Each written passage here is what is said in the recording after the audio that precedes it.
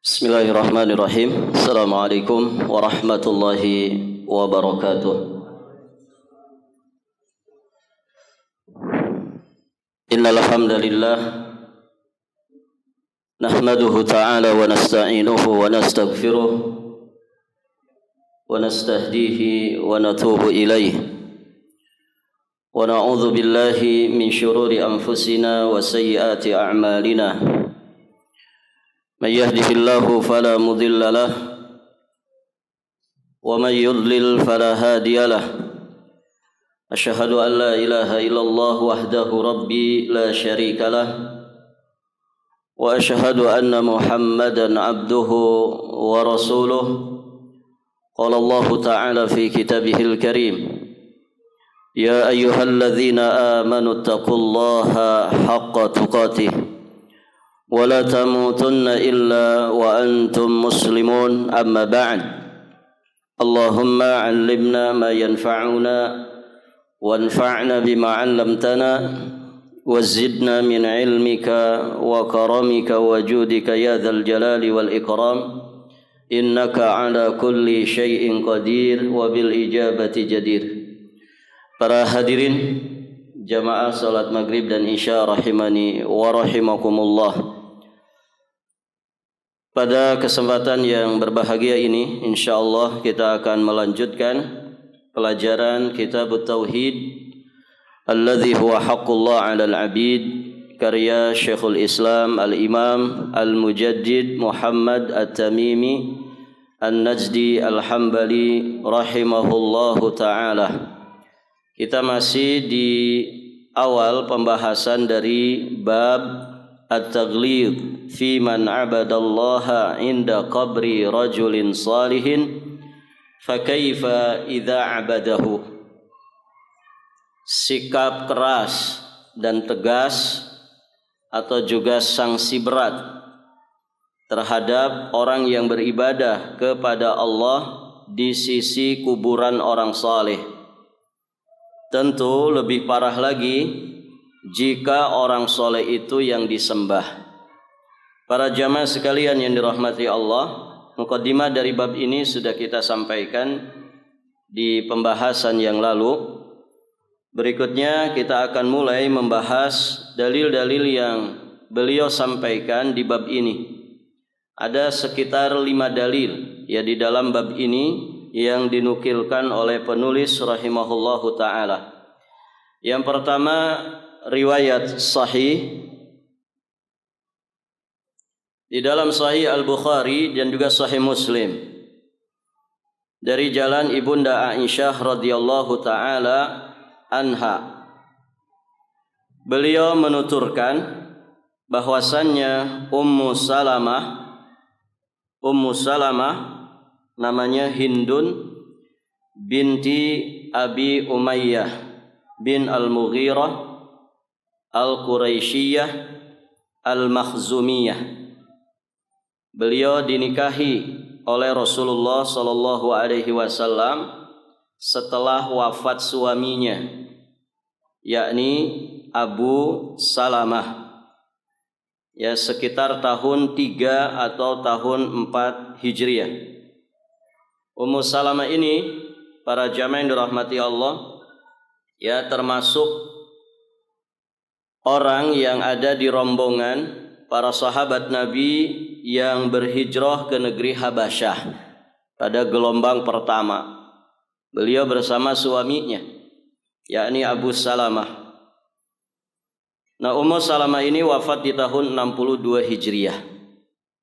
Dan tentu di penghujung kehidupannya beliau bersanding dengan Rasulullah sallallahu alaihi wasallam. Karena keberkahan dari pengamalan beliau terhadap doa yang diajarkan oleh Nabi sallallahu alaihi wasallam. Jadi kisahnya saat wafatnya Abu Salamah, beliau teringat dengan sabda Nabi sallallahu alaihi wasallam bahwa siapa saja yang ditimpa musibah kemudian dia beristirja kepada Allah, mengucapkan inna lillah wa inna ilaihi raji'un, kemudian mengucapkan Allahumma ajurni fi musibati wa akhlif li khairan minha. Kata Nabi, siapa yang mengucapkan ini saat tertimpa musibah, maka Allah Subhanahu wa taala akan menggantinya dengan yang lebih baik. Maka saat Abu Salamah meninggal dunia, Ummu Salamah mempraktekkan bimbingan Nabi ini, dibacakan istirja ini, kemudian dibacakan doanya, Allahumma ajurni fi musibati wa akhlif li khairan minha. Sambil kemudian beliau bergumam, duhai gerangan, siapa orangnya yang lebih baik daripada Abu Salamah? Maka tidak lama berselang dari itu, datanglah Rasulullah sallallahu alaihi wasallam, manusia yang paling mulia di muka bumi ini, tentu lebih mulia dibandingkan suaminya yang meninggal, yakni Abu Salamah. Rasulullah sallallahu alaihi wasallam datang melamarnya, kemudian menikahinya. Masya Allah para jamaah. Jadi ada kalanya ujian musibah itu lebih baik bagi kita. Ya, sehingga seorang mukmin saat tertimpa musibah, dia tidak suudzon kepada Allah. Tidak suudzon kepada Allah. Justru dia berharap kebaikan dari musibah yang menimpa dirinya. Karena pada hakikatnya semua manusia sama-sama peserta ujian. Kita ini sama-sama peserta ujian. Soal ujiannya saja yang berbeda-beda. Sebagian soal ujiannya didominasi dengan kenikmatan dan kelapangan. Sebagian ada yang soal ujian kehidupannya didominasi dengan sesuatu yang serba tidak enak dalam hidupnya. Ya, ada juga yang diuji dengan dosa dan maksiat. Semua hidup kita dari awal sampai akhirnya ujian. Jadi status kita sama. Mau miskinkah, mau kayakah, sama-sama peserta ujian. Artinya peluang lulus juga sama, peluang tidak lulus juga sama. Maka para jamaah yang dirahmati Allah, ini tasliyah. Kalimat istirja ya bukan semata kalimat yang diucapkan begitu saja, namun mengandung tasliyah yang begitu mendalam, mengandung hiburan yang begitu mendalam bagi hati dan jiwa seorang mukmin. Inna lillahi wa inna ilaihi raji'un. Allahumma ajurni fi musibati wa akhlif li khairan minha. Kemudian para jamaah, tadi kita sampaikan bahwa Ummu Salamah dan suaminya Abu Salamah termasuk rombongan sahabat yang ikut berhijrah ke negeri Habasyah. Ya, sekitar di tahun ke-5 kenabian. Ada 2 gelombang ya, para sahabat yang hijrah ke negeri Habasyah. Gelombang pertama para jamaah 11 laki-laki, kemudian 4 orang wanita, dipimpin oleh sahabat yang mulia Utsman bin Mad'un radhiyallahu taala anhu. Ya, mereka berhijrah karena Allah Subhanahu wa taala.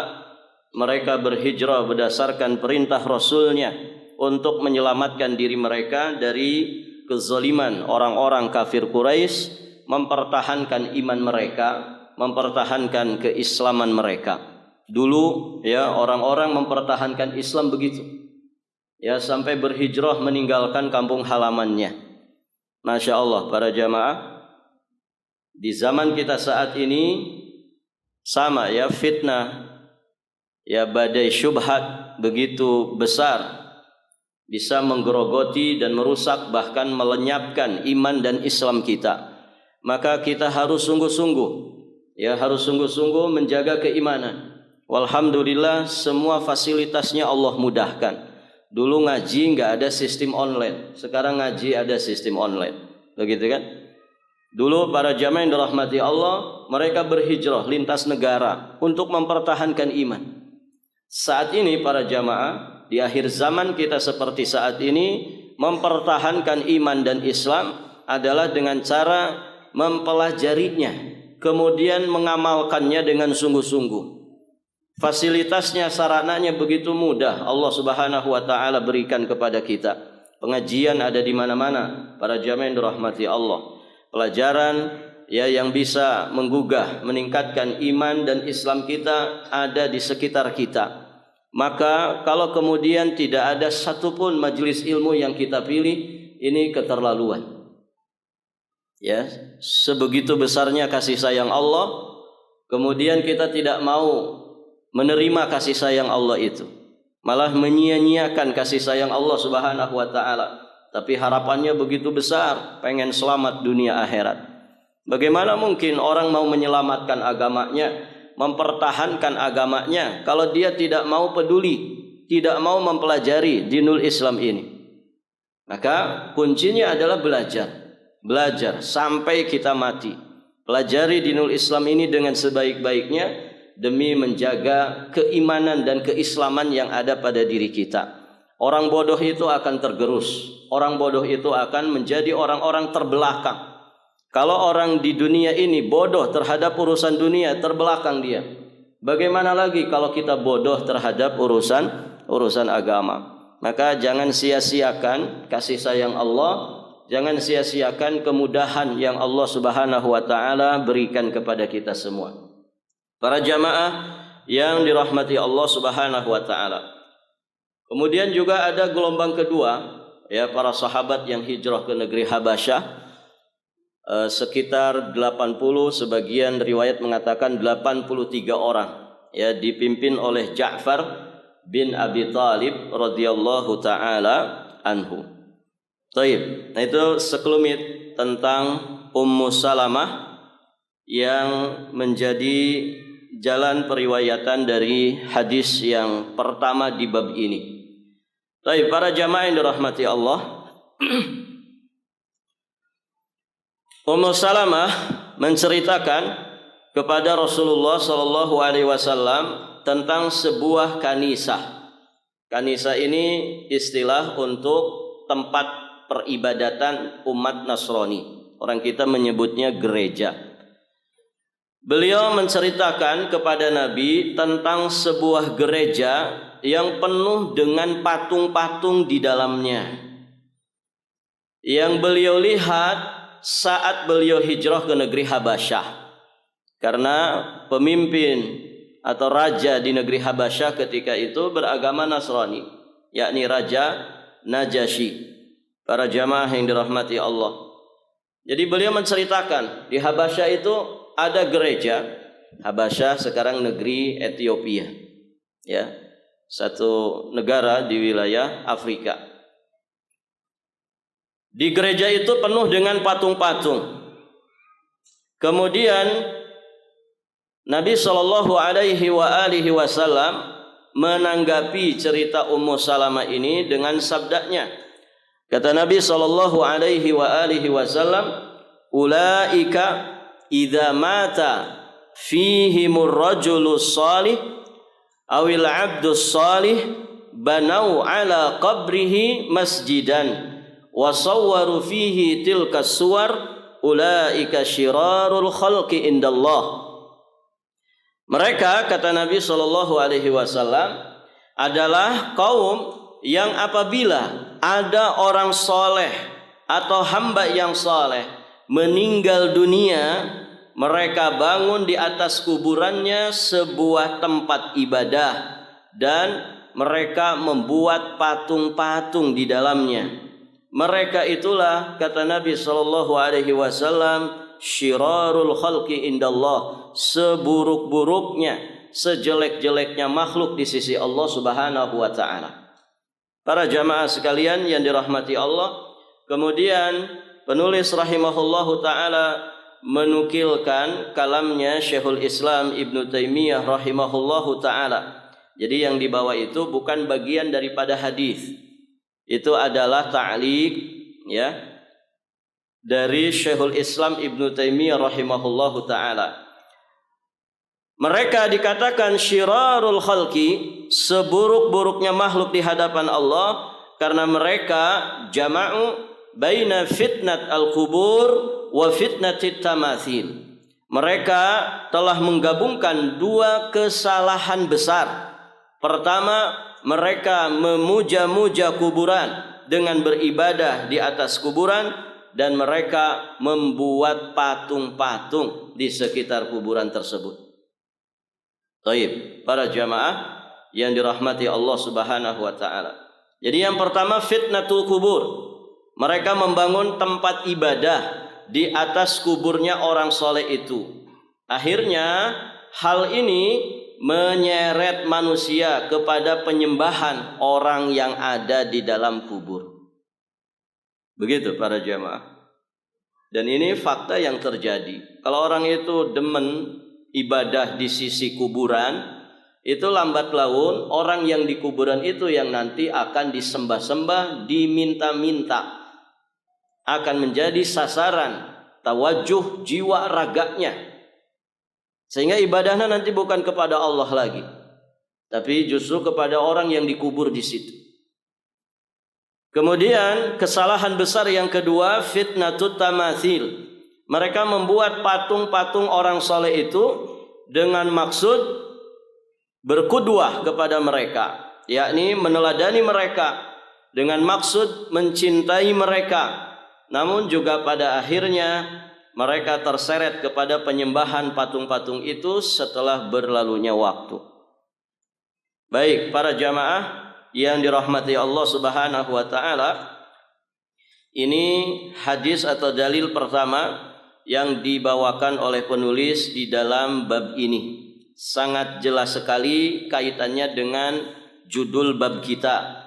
Ya, di sini para jamaah, hadis ini menjadi dalil ya tentang adanya sanksi berat terhadap orang-orang yang membangun tempat ibadah di atas kuburan orang soleh. Ini kita bicara orang soleh beneran ya, bukan kuburan orang yang gak jelas statusnya, atau kuburan yang dianggap kuburan orang soleh, tapi tidak ada ciri-ciri kesolehan pada orang yang dikubur di kuburan itu. Ini yang beneran orang soleh. Sedemikian berat sanksinya. Para jamaah yang dirahmati Allah. Itu sekedar beribadah kepada Allah di sisi kubur orang soleh. Maka tentu saja sanksi terhadap orang yang menyembah penghuni kubur pasti lebih berat lagi. Gitu kan? Nabi menyebut mereka, nih orang yang ibadah di sisi kubur orang soleh, ibadahnya ke Allah. Nabi menyebut mereka sebagai syirarul khalqi indallah, seburuk-buruk, sejelek-jelek makhluk di sisi Allah. Ikhwan, kalau Allah dan Rasulnya menyatakan bahwa orang-orang itu seburuk-buruk makhluk, kira-kira di akhirat selamat tidak? Tidak akan mungkin selamat. Hanya orang-orang yang baik, orang-orang yang terbaik yang akan mendapatkan keselamatan, kenikmatan di kehidupan akhirat. Kalau ada sekelompok manusia disebut syirarul khalqi, berarti ini sesungguhnya berita buruk bagi mereka. Lahir batin mereka, dunia sekaligus akhirat mereka. Baik, para jamaah yang dirahmati Allah. Jadi sanksinya berat. Dikatakan sebagai syirarul khalqi. Maka bagaimana lagi kalau penghuni kuburannya yang kemudian disembah. Kita sudah bahas di awal pembahasan, ya, kuburan itu bukan tempat ibadah. Nggak ada ceritanya di dalam ajaran Nabi kuburan jadi tempat ibadah. Nggak ada. Tempat ibadah bagi kaum muslimin itu masjid.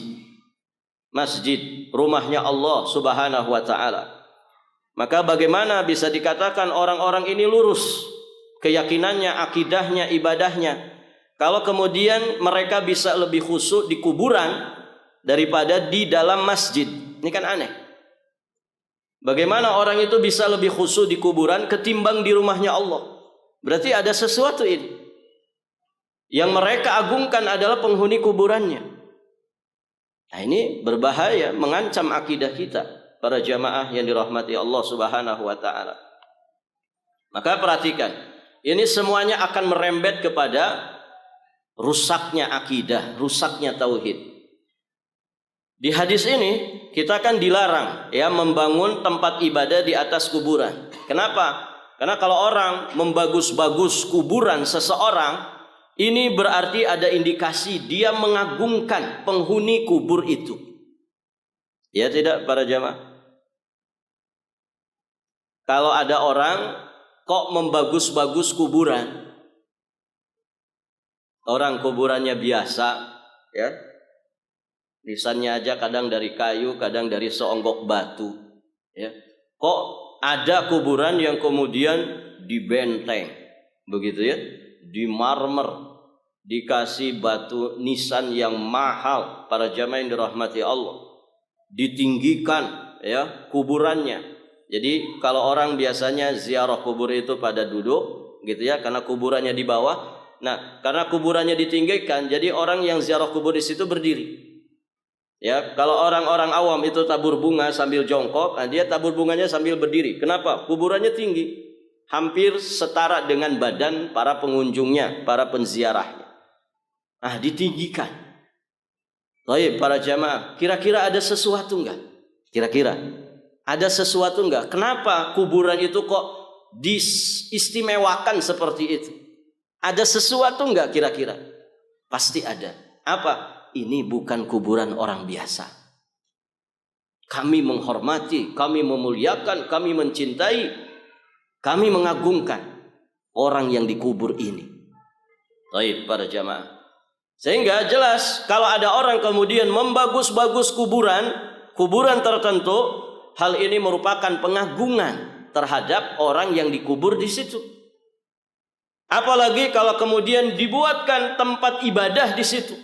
Kuburannya ditaruh di tengah, kemudian di sekelilingnya dipakai untuk ibadah. Ada nggak ikhwan kuburan di tengah masjid?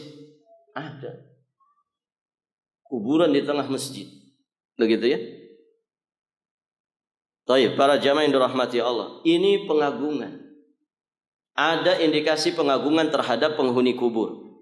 Dan pengagungan itu termasuk kategori ibadah. Ta'zim. Kalau orang mengagungkan sesuatu, ini masuk kategori ibadah. Yang kalau kemudian ta'zim ini diselewengkan, dipalingkan kepada selain Allah, jatuhnya berarti kita beribadah kepada selain Allah. Di sini bahayanya.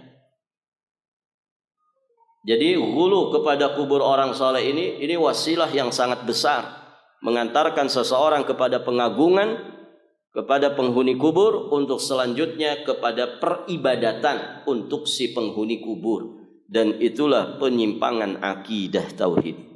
Itulah kesyirikan, para jamaah yang dirahmati Allah. Baik.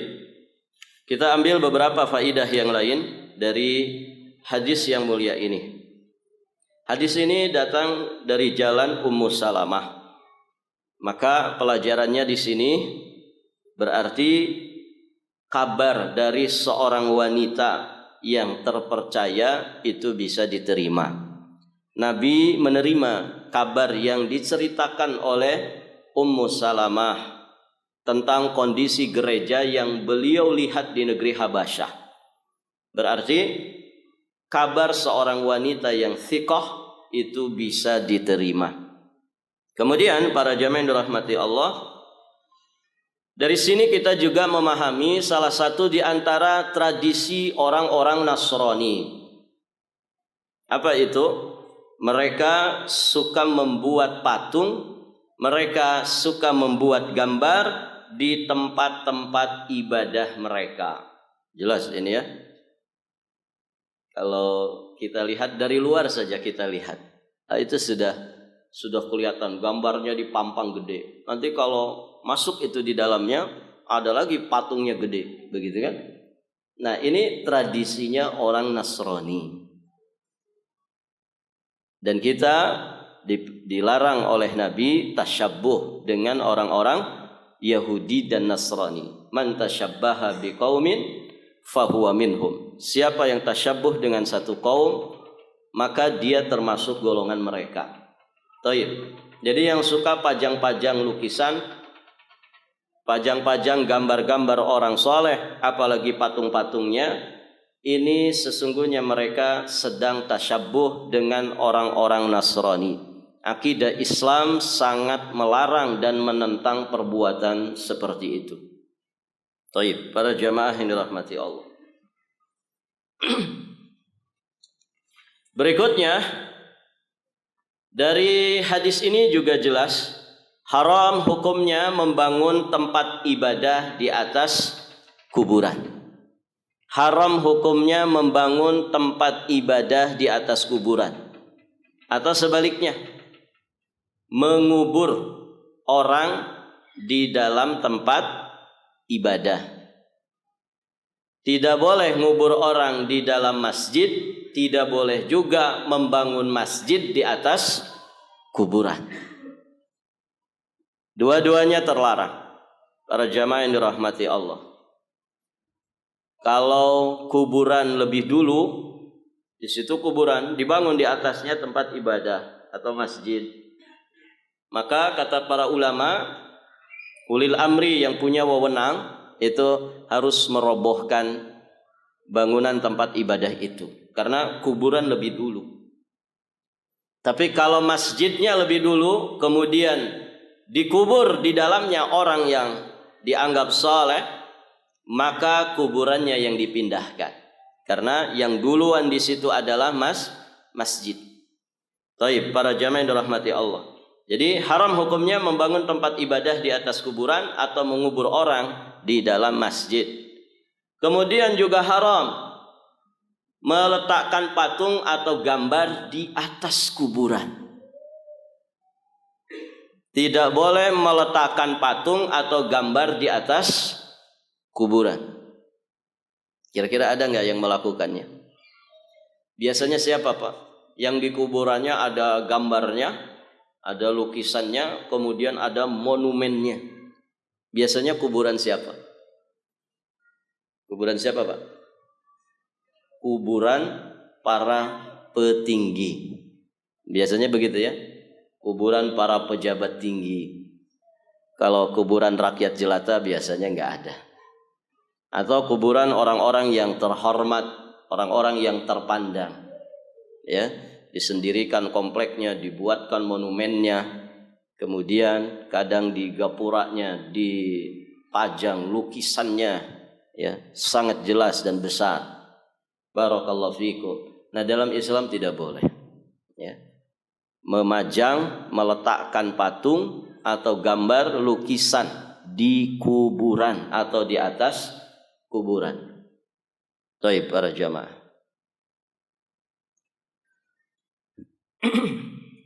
Berikutnya kita masuk di pembahasan hadis yang kedua.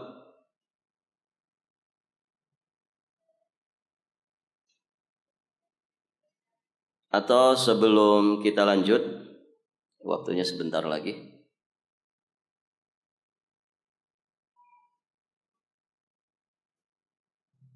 Saya ingin menambahkan faidah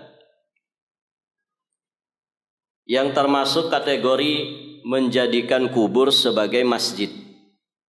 Kan tidak boleh ya, menjadikan kuburan sebagai masjid, membangun masjid tempat ibadah di atas kuburan. Nah, yang masuk kategori menjadikan kuburan sebagai masjid adalah sholat di atas kuburan itu. Dia sujud di atas kuburan itu. Nah, ini masuk kategori menjadikan kuburan sebagai masjid. Ustaz, kalau orang terlambat sholat jenazah kan boleh sholat di kuburan? Iya boleh, karena itu ada dalilnya. Dan itu sholat jenazah, bukan sholat fardu lima waktu. Sholat jenazah ada ruku dan sujud? Ada nggak, Pak? Tidak ada. Sholat jenazah berdiri saja, takbir 4 kali kemudian salam. Tidak ada ruku, nggak ada sujudnya. Ini yang dimaksud adalah sholat di atas kuburan. Sholat di atas kuburan. Sholat wajibkah ataukah sholat sunnah selain sholat jenazah bagi orang-orang yang memang dia dibolehkan untuk itu. Baik, para jamaah. Nabi SAW bersabda di dalam sebuah hadis riwayat Imam At-Tabrani, dinilai sahih hadis ini oleh Imam Al-Albani rahimahullahu ta'ala. Kata Nabi, la tusallu ila qabrin wa la tusallu ala qabrin. Janganlah kalian salat menghadap kuburan, janganlah kalian salat di atas kuburan. menghadap dan di atas. Janganlah kalian sholat menghadap kuburan, jangan pula kalian sholat di atas kuburan. Kemudian ada hadis yang lain, hadis dari Abi Sa'id Al-Khudri radhiyallahu taala anhu. Rasulullah beliau menyatakan, qala radhiyallahu taala anhu, anna Rasulullah sallallahu alaihi wasallam naha an yubna 'alal kubur au yuq'ada 'alaiha au yusalli 'alaiha. Rasulullah sallallahu alaihi wasallam melarang mendirikan bangunan di atas kuburan. Mendirikan bangunan di atas kuburan. Mau kijingkah, mau marmerkah, mau keramik, mau batu bata, pokoknya enggak boleh ada bangunan di atas kuburan. Nabi sallallahu alaihi wasallam juga melarang untuk menduduki kuburan, kemudian sholat di atasnya. Ini mohon diperhatikan. Sebagian pengantar jenazah saat kemudian menunggu jenazah dikebumikan, kadang mereka duduk-duduk, mungkin pegel berdiri, begitu ya. Akhirnya mereka duduk. Duduknya kadang di batu nisan kuburan. Tidak boleh. Kuburan tidak boleh didudukin. Au an yuq'ada 'alaiha. Nabi melarang itu. Begitu ya. Baik para jamaah. Kalau duduk saja tidak boleh, apalagi diinjak-injak. Makanya semoga ya kedepannya pemakaman di sekitar kita bisa lebih tertib lagi. Alhamdulillah ya, di beberapa wilayah itu sudah punya kesadaran terhadap masalah ini.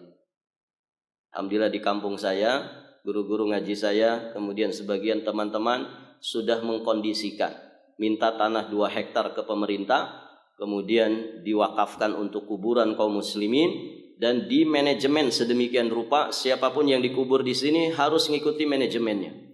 Jadi ditata rapi, hanya 1 batu nisan saja. Begitu ya. Kemudian ada untuk pejalan kaki, rapi, bersih, tertata rapi, enggak ada yang ditinggikan, hanya sejengkal tanah saja ditinggikan. Dan demikian yang sunnah. Nah, semoga di kita juga ada yang berupaya ke arah situ. Karena para jamaah, kalau kita melihat kuburan-kuburan di sekitar kita, nas'alullahal afwa wal afiyah wassalamah, kondisinya sudah enggak karu-karuan. Begitu ya. Kadang di sebagian daerah isi ulang, begitu ya, isi ulang. Ya kalau tertib isi ulangnya tidak ada masalah, gitu ya. Cuma yang jadi masalah kadang sebagian orang bermain di situ, gitu ya. Dia onggokkan satu tanah, kemudian dia kasih batu nisan, padahal kosong di situ. Maksudnya apa? Supaya ada orang pesan nanti dia jual, begitu ya. Nah itu para jamaah. Kalau di kota-kota besar kan mau dikubur itu kayak beli tanah kapling, gitu ya. Barakallahu fikum. Kadang yang tidak punya duit kadang bingung, ini mau dikubur di mana, gitu ya. Nah, semoga Allah mudahkan. Ada sebagian daripada kita kaum muslimin yang punya kesadaran ya untuk ya dan punya upaya untuk kemudian menertibkan masalah ini. Baik para jamaah. Berikutnya yang masuk kategori menjadikan masjid, menjadikan kuburan sebagai masjid ya, adalah sujud ke arahnya dan sholat kemudian berdoa ke arahnya. Nabi sallallahu alaihi wasallam bersabda, hadis sahih riwayat Imam Muslim, la tajlisu 'alal kubur wa la tusallu ilaiha. Janganlah kalian duduk di atas kubur dan sholat menghadap kubur. Salah satu makna sholat adalah doa. Ya, baik para jamaah yang dirahmati Allah. Tentu doa yang dimaksud bukan mendoakan jenazah ketika saat dikebumikan. Ya, kalau mendoakan jenazah saat dikebumikan, para jamaah yang dirahmati Allah, boleh kita berdoa di situ. Kemudian mendoakan saat kita ziarah kubur. Kemudian juga mendoakan jenazah saat barusan saja dikebumikan. Itu yang benar adalah menghadap ke kiblat, bukan mengelilingi kuburan kemudian mendoakan. Tapi masing-masing para pelayat, masing-masing para pengantar jenazah, mereka menghadap ke kiblat, ya. Kemudian mereka berdoa kepada Allah Subhanahu wa taala dengan menghadap kiblat. Kemudian satu lagi para jamaah, membangun masjid di atasnya. Membangun masjid di atas kuburan atau mengubur orang di dalam masjid, ini termasuk sikap ghulu, ya, sikap melampaui batas terhadap orang-orang yang dikubur. Dan hal itu menyeret kepada bentuk pengagungan, kemudian akan menyeret dirinya kepada bentuk peribadatan kepada orang yang dikubur tersebut. Jadi 3 kategori ini ya, salat di atas kubur, ya, atau sujud di atas kuburan, sujud mengarah ke kuburan, salat mengarah ke kuburan, atau membangun masjid di atas kuburan atau mengubur orang di dalam masjid. Maka siapapun yang berwasiat, kalau saya mati tolong kubur di masjid, ini wasiat yang wajib tidak ditunaikan, gitu ya, karena wasiat ini menyelisihi syariat. Tidak boleh ditunaikan dan tidak berdosa. Justru yang berdosa adalah ketika menunaikannya. Menunaikan wasiat yang menyelisihi syariat. Allahu a'lam bissawab. Kita cukupkan sampai di sini, kita tutup dan kita akhiri dengan doa kafaratul majlis. Subhanakallahumma bihamdik asyhadu an la ilaha illa anta astaghfiruka wa atubu ilaik. Hadanallah wa iyyakum ajma'in. Wallahul muwaffiq ila aqwamit thariq. Al-'afwu minkum. Wassalamu alaikum warahmatullahi wabarakatuh.